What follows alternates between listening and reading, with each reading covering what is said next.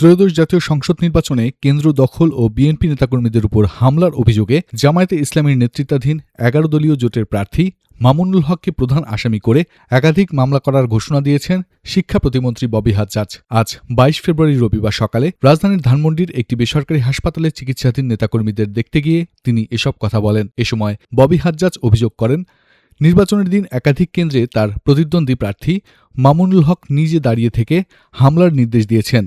এসব হামলায় শতাধিক নেতাকর্মীকে হাসপাতালে চিকিৎসা নিতে হয়েছে এবং এখনও বেশ কয়েকজন ভর্তি আছেন। শিক্ষা প্রতিমন্ত্রী বলেন, ১২ ফেব্রুয়ারি নির্বাচনে জয়ী হওয়ার আগে অনেক চড়াই উতরাই পেরিয়ে আসতে হয়েছে। প্রতিপক্ষ কেন্দ্র দখলের চেষ্টা করেছে। এই হামলাকে আমরা আইন ছাড়া ছেড়ে দেব না। প্রত্যেক আহত কর্মীর বিষয়ে আইনি ব্যবস্থা নেওয়া হবে। তবে প্রতিমন্ত্রীর এসব অভিযোগ অস্বীকার করেছেন মামুনুল হক। এ বিষয়ে জানতে চাইলে তিনি বলেন, তারা আমাদের মেরেও জিতেছে, এখন কান্নাকাটি করেও জিততে চাচ্ছে। ভোটের দিন তাদের সঙ্গে তেমন কোনো সংঘাত হয়নি। একটি কেন্দ্রে যাওয়ার পর তারা আমার উপর চড়া হওয়ার চেষ্টা করে, তখন পুলিশ তাদের বাধা দেয়। পরে আর্মি এসে উভয় পক্ষের লোকজনকে ছত্রভঙ্গ করে দেয়।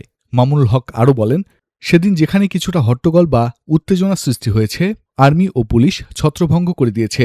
যারাই সেখানে আহত হয়েছেন সব আর্মি ও পুলিশের আঘাতে। এভাবে ফ্যাসিবাদী আমলের কায়দায় আঘাত করে ভোট চুরি ইঞ্জিনিয়ারিং করে আমাদের বিজয় ছিনতাই করার পর এখন আবার মামলা দিয়ে হয়রানি করার মানে স্থিতিশীল পরিবেশের মধ্যে আগুনে ঘি ঢালা। এর দায়ভার তাকেই বহন করতে হবে।